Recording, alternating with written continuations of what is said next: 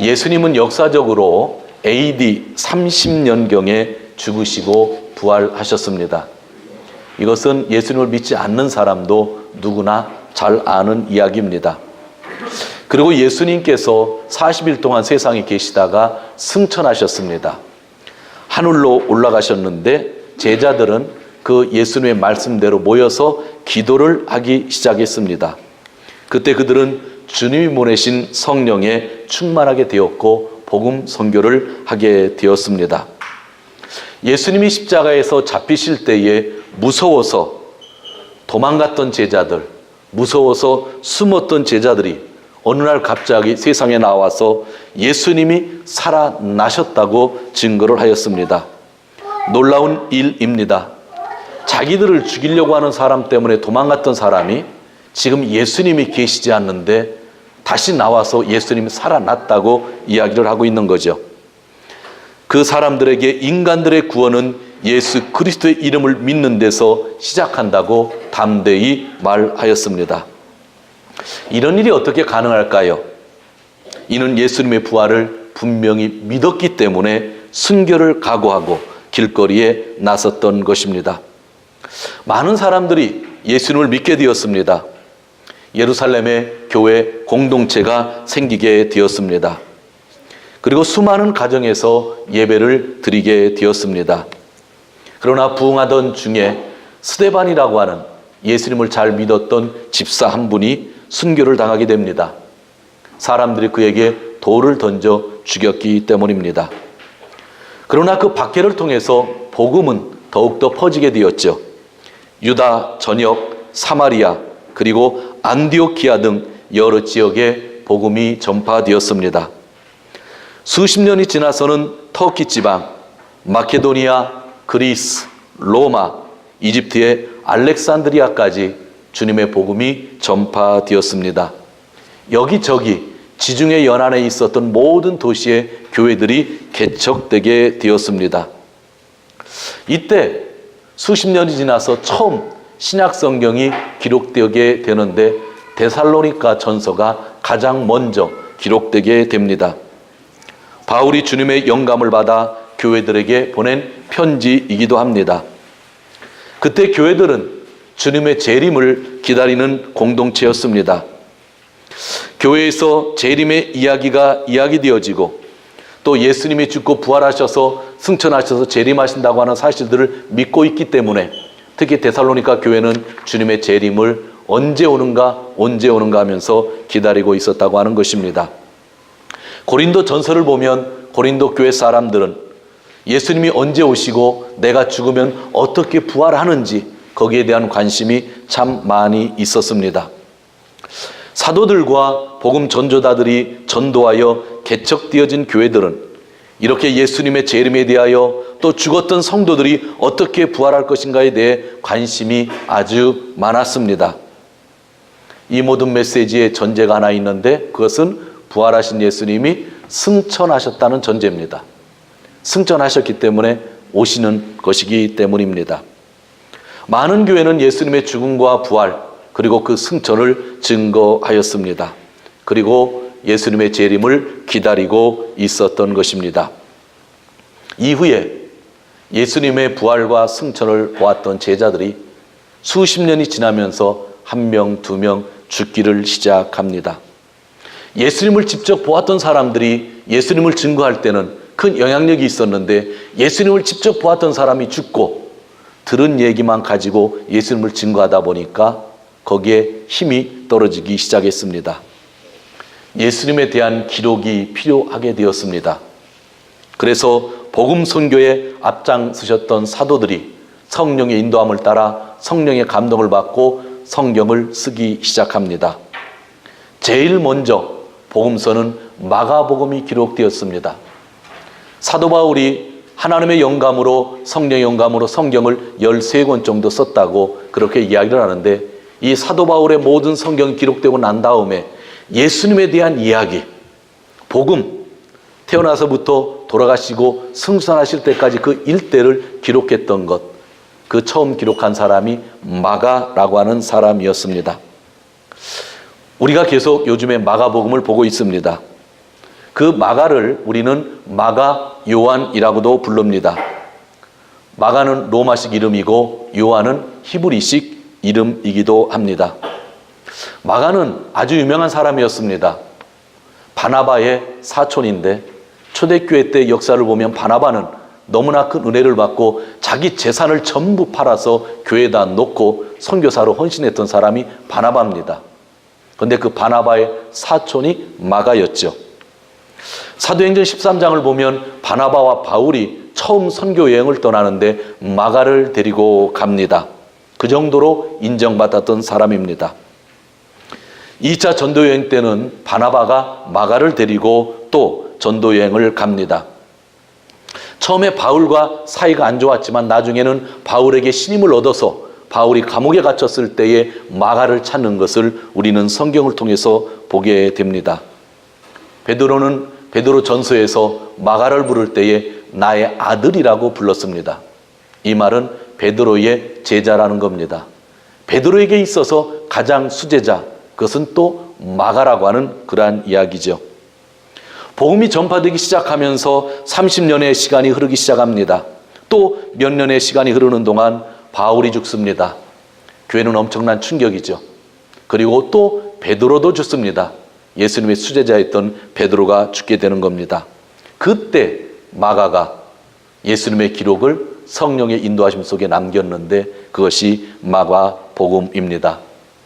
마가의 마지막 인생은 전세에 의하면 이집트의 알렉산드리아에서 교회를 하다가 교회에서 봉사하다가 죽었다고 그렇게 기록되어져 있습니다. 마가라고 하는 사람은 아마 어머니도 대단한 신앙을 가졌던 것 같습니다. 예수님이 승천하신 다음에 사람들이 모여서 열심히 기도했을 때 어디서 기도했냐면 마가의 다락방, 마가의 집에서 기도를 했습니다. 그는 바나바의 사촌이었고 바울이 감옥에서 간절히 찾았던 제자였고 베드로의 수제자였다고 하는 거죠. 초대교회에서 이 마가만큼 이 정도의 배경을 가진 사람은 한 사람도 없습니다. 이런 그가 각 교회에 예수님의 이야기를 써서 보냈을 때에 그 교회는 성령의 감동에 의해서 쓰여진 것을 확실히 믿고 받아들일 수가 있었던 것입니다. 예수님의 제자 중에 마태라는 사람이 있습니다. 예수님의 제자인데도 불구하고 마가보다도 10년 후에 마태복음을 기록합니다. 그런데 마태는 이 마가의 글, 성령의 인도함을 받은 마가복음을 전부 마태복음에 기록하면서 또 본인이 깨달았던 것, 그것을 더 기록하고 있었던 것이 마태복음입니다. 예수님의 제자가 아니었던 마가의 복음을 그대로 수용했다고 하는 것, 초대교회에서 얼마나 큰 영향력이 있는지 우리는 알 수 있는 것입니다. 그런데 오늘 저는 마가의 이야기를 하려고 설교를 하는 것이 아닙니다. 오늘 우리가 성경 읽은 곳에 힌트가 있습니다. 오늘 우리는 마가복음 16장 1절에서 8절까지 읽었습니다. 그런데 그 9절부터 끝까지 또 기록이 되어져 있습니다. 놀라운 것은 마가가 처음 성령의 감동으로 마가복음을 기록한 것은 8절까지 기록을 했습니다. 그리고 9절부터는 그 다음 교회가 예수님의 행적에 대해서 더 정확하게 기록을 한 겁니다. 마가복음이 처음 쓰여졌을 때 마가는 8절까지 썼다. 그런데 우리가 8절을 읽었지만 참 싱겁게 끝나잖아요. 그죠? 부활하셨다? 그냥 그러고 그냥 끝나는 거예요. 왜 마태복음처럼 누가복음처럼 요한복음처럼 승천하고 살아나서 부활하고 나신 다음에 그 역사가 기록되지 않고 승천하신 것이 기록되지 않았을까? 조금 전에 이야기했지만 마가는 바울과도 협력자였고 베드로의 제자였다고 했습니다. 베드로도 죽고 바울도 죽었다고 하면 그가 또 예수님을 전하기 위해서 복음서를 남겼다고 한다면 부활의 기록을 분명히 남겼어야 되고 승천의 기록을 남겼어야 되고 재림하실 것을 분명히 이야기했어야만 되는 겁니다. 근데 그는 기록에 그것을 남기지 않았습니다. 그는 나가서 개인적으로 예수님을 증거할 때에 예수님이 살아나셨다. 그리고 우리와 함께 계시다가 승천하셨다. 그 예수님이 재림한다고 하는 이야기를 분명히 했을 겁니다. 왜요? 바울에게 그렇게 배웠고 베드로에게 그렇게 배웠기 때문입니다. 그런데 그는 성경을 기록하는 데 있어서는 그 뒤에 부분을 생략했다고 하는 것입니다. 왜 생략하고 8절까지만 기록하였을까? 우리는 뒤에 있는 내용을 그 교회에서 또 우리에게 전해주기 때문에 다 알고 있지만 왜 8절에서 끊어놨을까라고 하는 이야기, 그것을 한 가지 여러분들에게 전달하려고 하는 겁니다. 그것은 딱 하나입니다. 모든 교회가 믿고 있고 그 당시 모든 교회가 승천하신 예수님의 재림을 기다리고 있을 때에 승천을 기록하지 않고 부활하셨다고 하고 복음서를 끝내고 있는 이유, 부활하신 주님이 선교 명령이 있었는데 선교 명령도 기록하지 않고 부활 사실을 천사가 전한 것만으로도 성경을 마무리하고 있는 이유, 그 이유는 부활하신 주님이 지금 우리와 함께 살아 있다는 메시지입니다.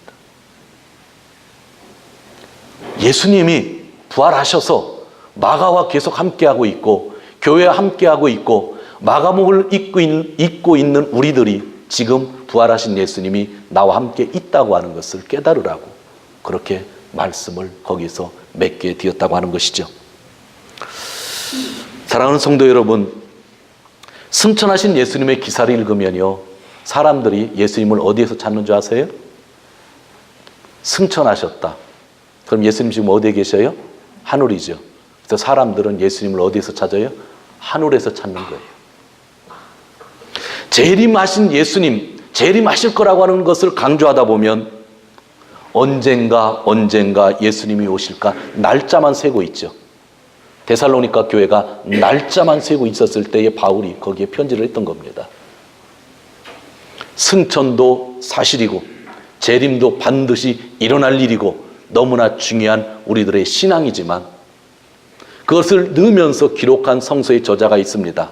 성령께서 그렇게 하라고 했으니까. 그러나 마가는 그것을 넣지 않았던 이유, 마가가 강조하고 싶었던 것은 부활하신 예수님이 우리와 함께 지금도 살아 계시다라고 하는 것을 가장 강조하고 싶었던 것입니다. 예수님의 재림은 저쪽 하늘에 계신 예수님께서 이쪽 땅으로 공간 이동하는 것이 아닙니다. 여러분, 재림할 때에 하늘에 계신 예수님이 그대로 오시니까 공간 이동처럼 생각하고 있는데 성경 전체를 잘 읽어보십시오. 요한계시록까지 읽어보십시오. 하늘에 계셨던 분이 땅에 내려오시는 거 100% 맞는 이야기지만 재림은 그것을 강조하는 것이 아니라 재림은 이 세상의 마지막 때라고 하는 걸 강조하는 겁니다.